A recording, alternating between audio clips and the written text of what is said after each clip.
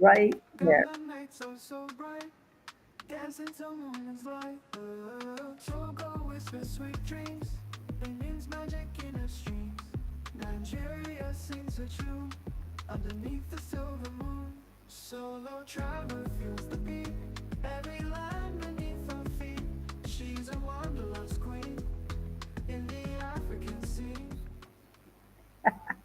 Okay, welcome everyone. I am glad you are here. We have an active little afternoon. Fadila's been cleaning. I can't put my feet down yet because the floor is still wet. I don't know if you can hear it, but the fan in the dining room over there is going super fast because she's trying to dry the floor. And so it's just one of those days. That's the way it goes sometimes. Um, and let's see. Oh, the one thing is we have launched full bore into Harmattan season. Okay. Harmattan is a dry, dusty wind coming off the Sahara Desert. And it is dry. It's like 28% humidity right now, and we're just at the beginning, but everyone's feeling it. And one of the problems I have during Harmattan is my sinuses get messed up because everything gets dried out, and then my throat gets scratchy, and then the next thing you know, I'm losing my voice. I have lost my voice on at least two separate Harmattan seasons. One back in 2003 when I first visited, and then one 2 years ago or a year ago. I forget which year it was. But so this year, I'm taking my own advice and I'm being really preventative. I've got a nose spray that I use. I don't have a saline spray because they only have drops up here in Tamale. Even the nose spray I get is sometimes hard to find. But the saline one, yeah, I don't think anyone has it in a spray. Um, but I've got my lip balm. I've got moisturizing eye drops. I've got lotion. I've got throat lozenges. So Harmattan hit fast because see, rainy season was delayed. It was gray, but it didn't rain. And then finally, it decided to rain. Right when it was supposed to be winding down, it decided to rain. So rainy season just came late. Well, that made the shoulder season between rainy season and Harmattan like that big. The shoulder season was tiny, like a couple weeks. And the next thing you know, bam, it's Harmattan, and it's just getting started. It's not one of its worst days, but you can feel the dust in the air. On really bad days, it'll look like a smog alert day in Los Angeles in the 1970s, except it's yellow instead of pink because it's dust instead of smog. Um, but I mean, it'll literally be hazy out there. Like some places get foggy, it'll be hazy. Um, but that's not all the time. Most of the time, it's like this or even less. But it's coming on big. So everything's dry right now, which means clothes dry fast when you hang them outside to dry, but floors dry fast, which has its benefits. So yeah, we had a weird seasons this year. Um, Oh, and that's the thing. Those are my tips for Harmattan is bring everything you can to moisturize yourself. If you're here from November to March in Ghana, you might have seen I did a short on it, and it's also my 20 tips for visiting Ghana. This is in that video, but yeah, anything that can dry out, bring something to moisturize it. As I say, I recommend a saline nasal spray.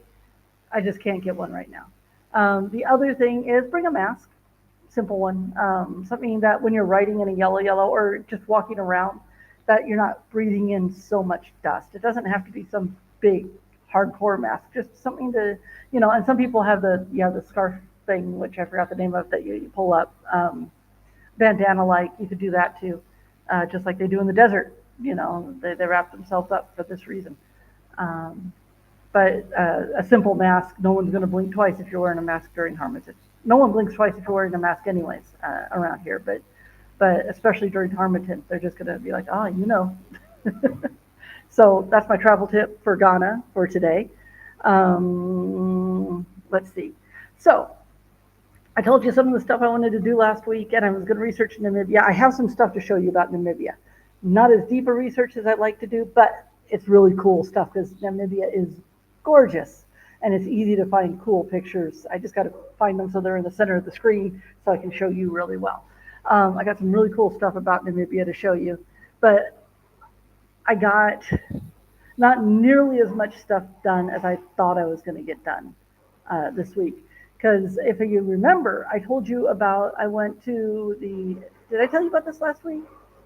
I hope I told you about this because I would have, this is Saturday afternoon and I would have gone Saturday morning. So yeah, I'm pretty sure I did. So I went to the eye hospital and I did some filming and photography for the event that they were having there because they were bringing these basket weavers from Bolgatanga down to get some eye surgeries. And this was all done for by a charity that's actually in the Czech Republic called Empower Bolga.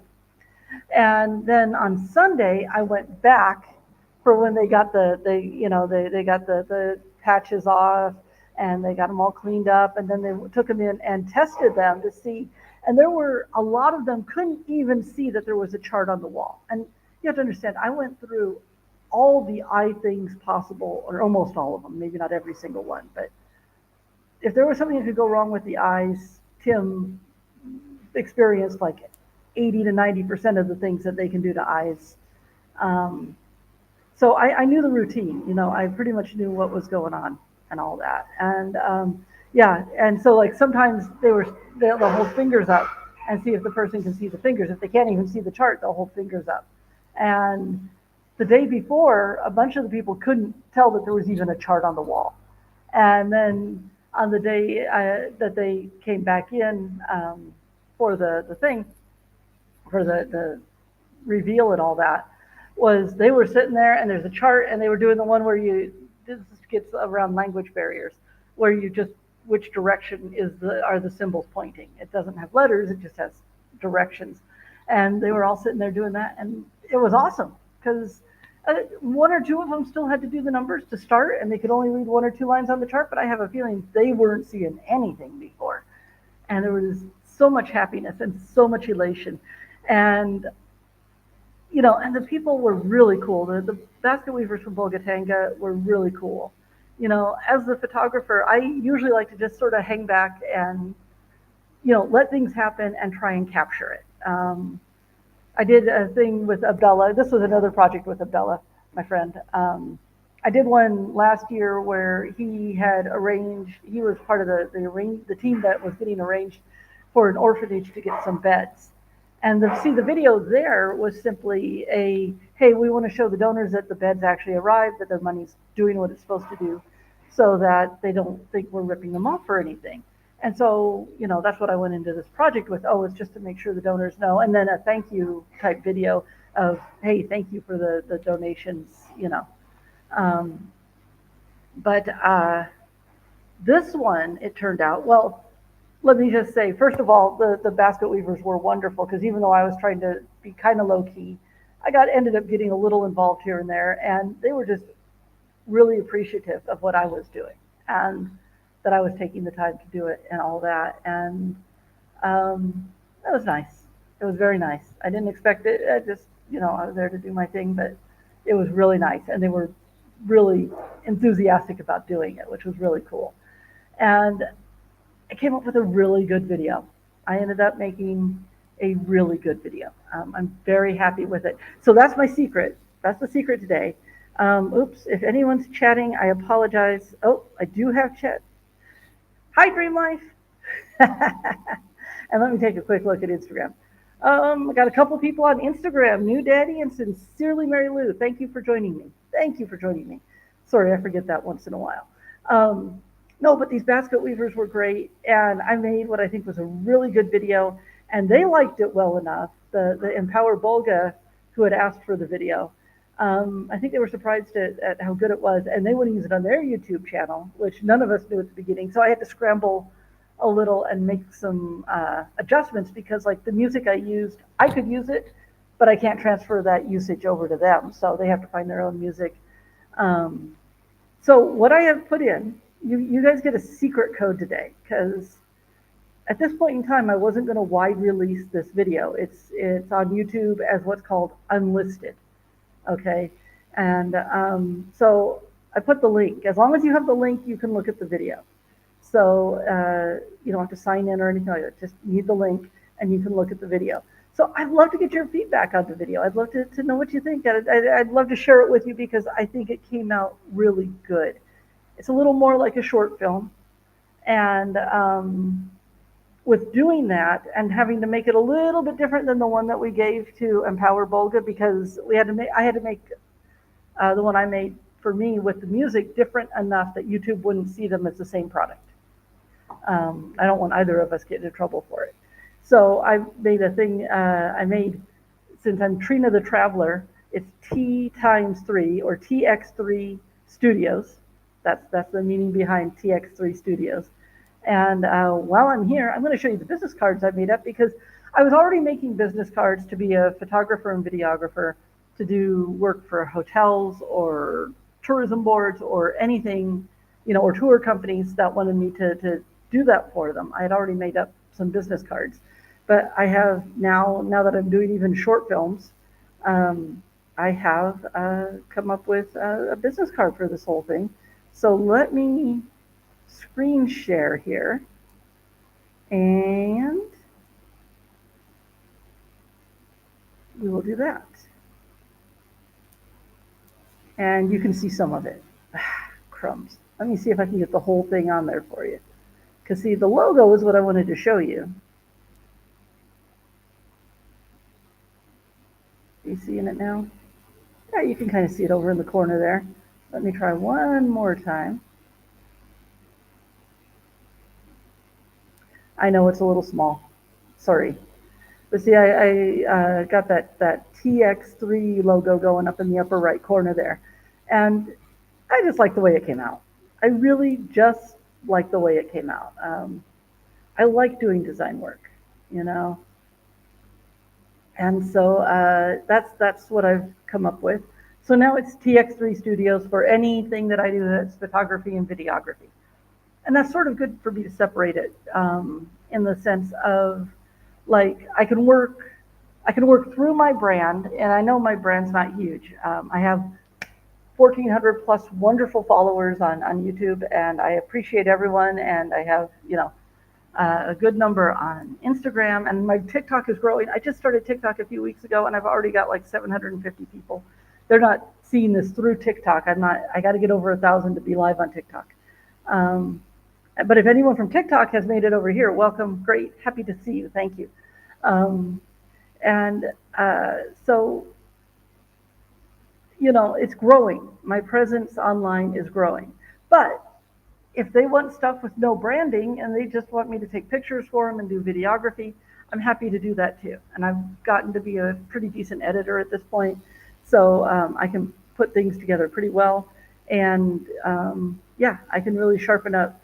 Usually, like, I'll look at photos on Google and that, and it's like, man, they didn't even bother to straighten the horizon. I know some of you have heard this before, but it's like, just a little editing would make things so much better. And same with people, like some hotels have a website, but then their pictures are sort of mediocre, So hopefully I can convince some people to hire me up, to hire me. I'm hoping for that.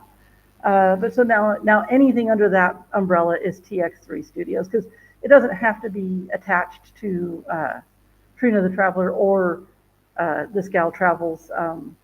If they don't want to work with a brand, then they can just work with me as a photographer or videographer. So that's awesome. I'm happy with that. I did do some filming. I'm going to stop sharing for just a minute. I did do some filming for a new series I'm doing, which is going to be some shorts, but they're going to be about all the local Ghana foods. I'm going to do them all before I leave. And I just only got one done, though. This week did not go as planned. The eyes video, the basket weaver's eyes video, I just call it the eyes video, took longer than I expected, and it took a lot more work than I expected. And so that, and I had to go into town a few times, and this was going on, and that was going on. So I only got one food short done, but it's a food called wache. If you come to Ghana and step up to a place that sells wache, they might just call it rice and beans, because that's what it is. So it's rice and beans, but then they throw in some salad fixings, like some cabbage and onion. And then they also throw in some spaghetti, and then you can get whatever meat you want with it, and then they put a sauce on it. And some places I'll also have shito, which is another sauce, and it's a little fishier, but it's not too fishy. I mean, I don't like things super fishy, so shito is a good sauce. Don't be afraid of it. And every place, their shito tastes a little different. It's one of those recipes that's a little different everywhere you get it. But you put that all in, you mix it up, and then you mix up the big old thing. It's like I was showing it off for the video, and then usually I don't finish a whole bowl of wache. It's a lot, you know. And I was hungry that day, and man, because I had done a lot of walking and making that video and doing some other stuff. I had done a lot of walking. Man, I polished off that bowl of wache like it was nothing. And when you see the word wache, it is spelled Waakye, and it's pronounced wache. So be aware of that. You're going to go wakie, wacky, wacky, wacky. No, wache. So that's that. Let's see. Oh, I want to show you this. This is cool. I got a new passport. Now, technically, my passport doesn't expire for a couple of years. My original one didn't. But I'm here in Ghana. I know the embassy in Accra. It just felt like the right time to go ahead and get it while I'm settled for the moment before I take off.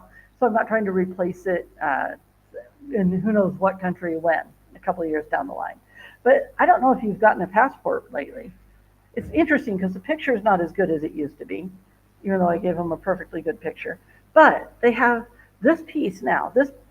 This information board is now like plastic.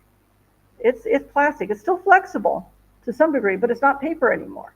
It is plastic. And I know it's probably got all this coated stuff because I know they just run these through readers now at some places. Probably not any of the borders I'm going through. I'm going through land borders, so whether they'll have a reader or not, I don't know. But yeah, so I have a shiny new passport. And of course, you always get your old one back. It has a couple holes punched in it, but I still have my old one with all this cool stamps in it. But yeah, I got a shiny new passport. But I just thought that was interesting because now that's plastic. And what really makes sense about it too is it makes the whole book firmer and less likely to get squished and crunched. You have to be a little careful with your passport because if it's too messy, border guards can say, "Hey, your passport's too messed up. We're not going to let you in." And by the way, I'm going to show this off. This little pouch, and it's got a nice little zipper on top. I got this at Global Mamas in Accra. It's near Osu. It's in Osu, near Oxford Street. You'll see I did a whole video on Oxford Street.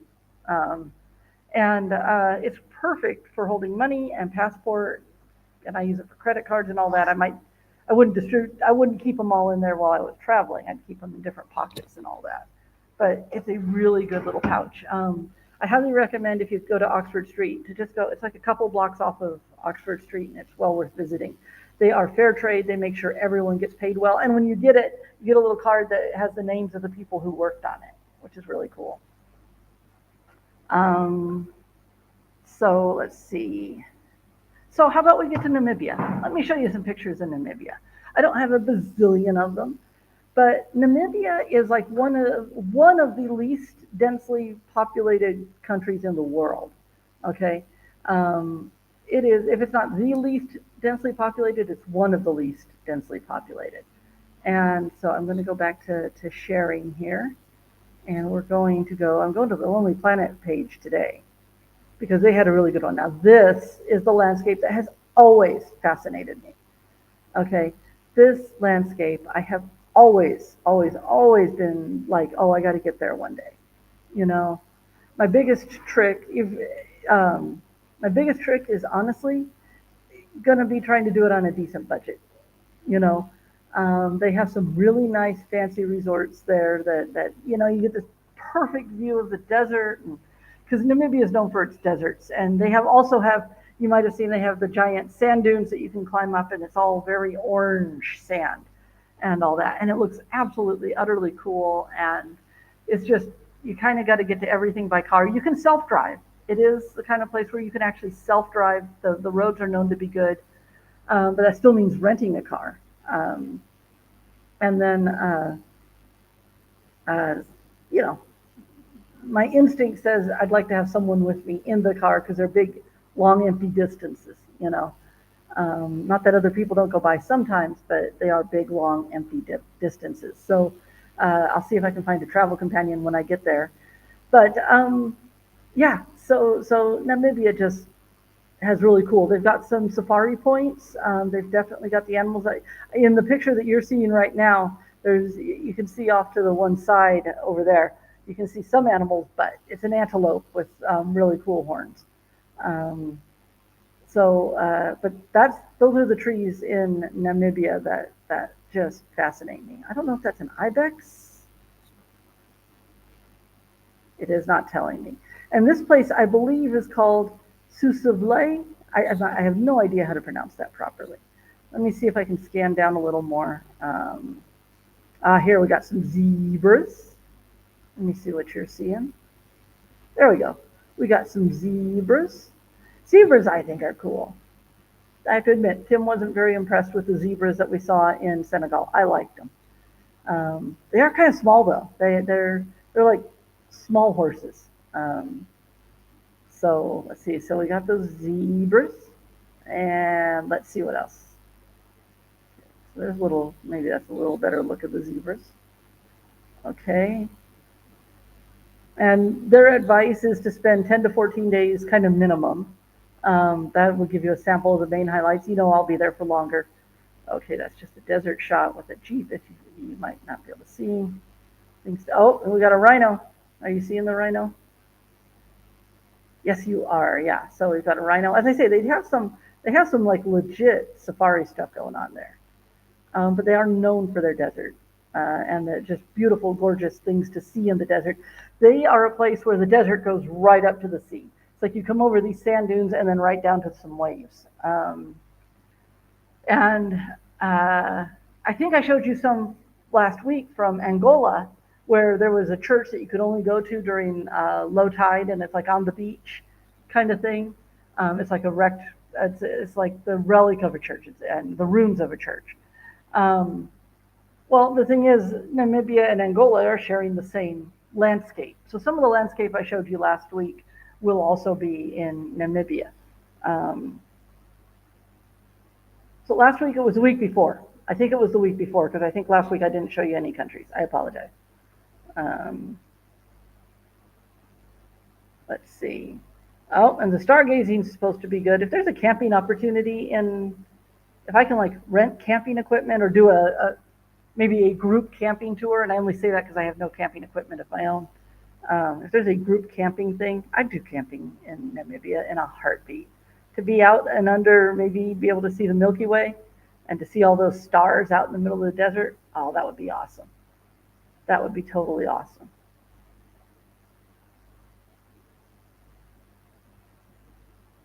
And let's see, they're giving some costs here on the Lonely Planet website of like a hostel. If you can get a room in a hostel for about $15 a night, campsite 6 to 10, a double room at a lodge 125 to 250. The thing is, they're not mentioning a middle range in there. There's almost always a middle range that is somewhere in the $25 to $50 range. That's what I usually call comfort budget. Where, now a hostel room, I hope that's not just a bed in a hostel. It's okay if it is, but I think I've looked at Namibia's prices, and I think if I'm smart, I can find a guest house that's in that. I try to keep it under 25. I actually, even in capital cities and that, I try to keep my hotel slash guest house under 25 a night. I usually find 12 to 25 the ideal range. And that's with having my own bathroom. That's with having, bed, desk, my own bathroom, all clean and working. That's all I need. Adelia is sitting here taking care of me, cleaning the place up. Thank you. And so so yeah, so Namibia. Those are a few highlights for Namibia, and I think it just looks absolutely cool. Must be on a sky picture. I'll go back to that top picture and let that be up there. Okay, we'll leave that there. But yeah, so I've always dreamed of Namibia. I've always dreamed of Namibia, and way back when I first saw it, I wasn't quite so much of an expert budget traveler. I didn't know there's always a budget way to stay. There's always a budget way to stay. Um, so that's all you need to know. Let's see. I showed you my business cards. Oh, um, if you're coming to Ghana, and I've told you about the interactive guides on Thatch, I still love them. They are absolutely fantastic. Well, I have the itinerary for Accra and Cape Coast. I have the free city tour guide for Accra. And I just finished this last week, I finished one for Northern Ghana. Um, and so it's a little different. It's in between. It's not a full itinerary, but it does have itinerary suggestions because Northern Ghana, depending on how much time you have, everything's like in a certain area, like Bolgatanga, Paga, and Gambaga, the witchcraft village, are one. That's a perfect. You go up, you overnight, you can get them all done in 2 days, one night. Then, if you want to go to Mole National Park, really, it's worth 3 days, 2 nights minimum. But yeah, when you're at Mole, you want to do Larabanga. And if you're being really adventuresome, you want to go to Wa and the Hippo Sanctuary. I haven't done that yet. We got rained out when Tim and I went to do it. And so I'm hoping to do that. I'm planning to do that in December, sometime in December, because you want to go when it's dry, because the less water that's there, the more hippo you can see. Because if you don't know this, hippos don't actually swim. They walk on the bottom, but they do not swim. So if the water is deep, you're not going to see as much of the hippo because they'll be hiding. They'll be further down in it. So you want to go in the dry. It's best to go in the dry season when the water is lower and you can see more of the hippos. Um, so, um, but yeah, if you're being really adventuresome, you go all the way up to Wa, which is 4 or 5 hours on an STC bus, and then you come back and on your way back, you tell them you want to get off at Larabanga, and then you can go to Mole. That's going to be truly the much easier way to do it.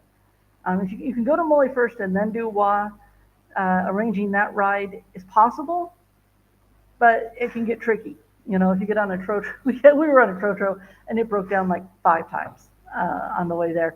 And it was funny, the guy running alongside, get it started, and he'd have to run like crazy because they couldn't let it get too slow, and then he'd jump in the van, in the trotro, and it was kind of funny. It was entertaining, but not the best way to get there.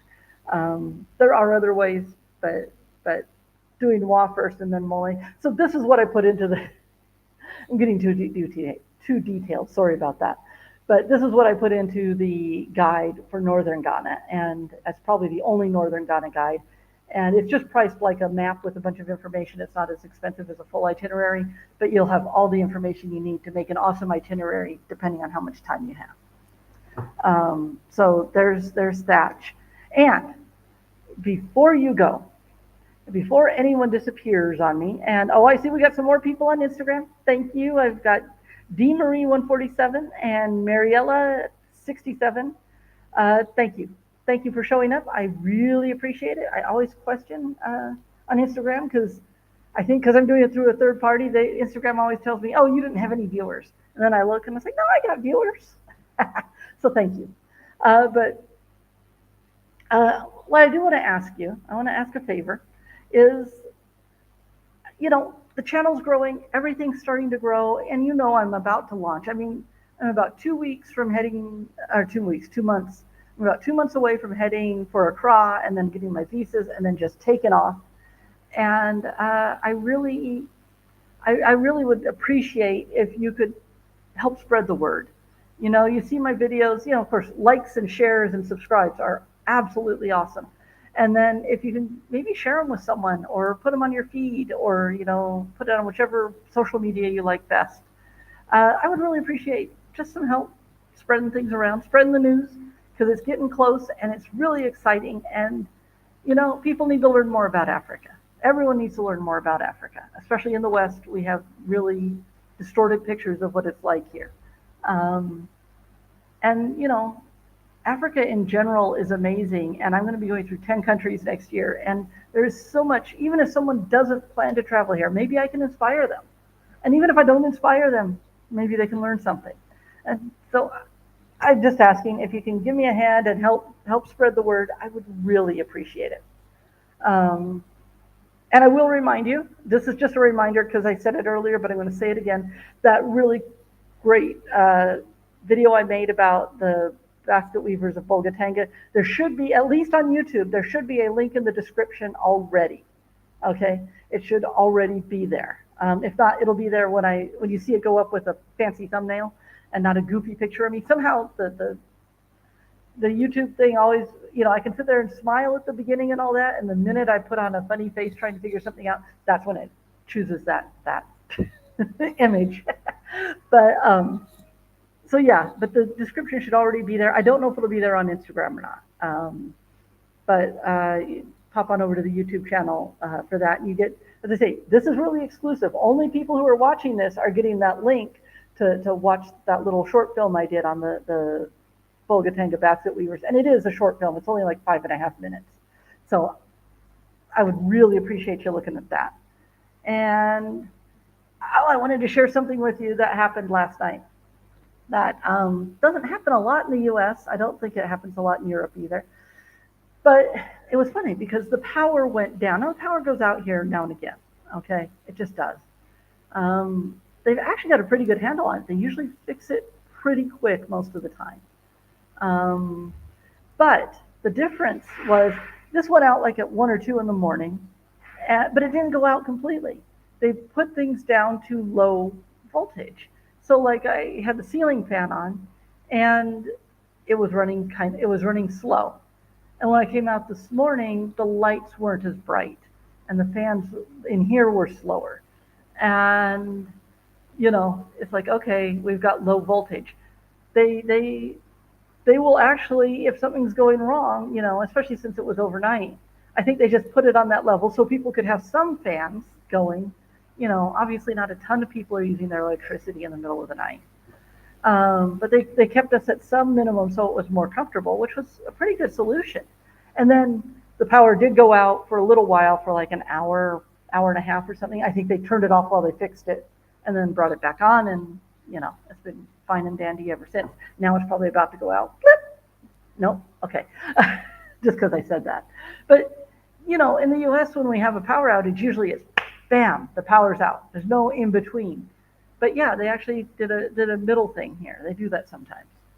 Um, and let's see, I'm still studying French. I got 5 countries to go through that speak French. So I'm still working on my French. If you're on Duolingo, send me a message, and we can sit there and be buddies. So if you're doing Duolingo, let's buddy up.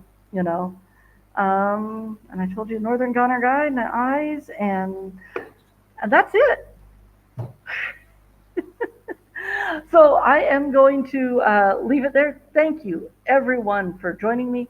I hope the pictures of Namibia inspired you. When I do a little more, you have to understand that at this point, I'm close to a year away from going to Namibia. So, I've got time to do more research. I've got plenty of time. I don't have to do it all before I can leave. I can do some on the road. But I hope the pictures I showed you inspired you. And, you don't have to wait for me, but I'll try and come up with some more pictures for next week. And of course, you can always just Google it because you'll find some awesome things. Namibia just looks so freaking cool. And with that, I'm going to say thanks for joining me. Remember to spread the word. Remember to go watch the mini secret film. And I would love it if you did that. And next time.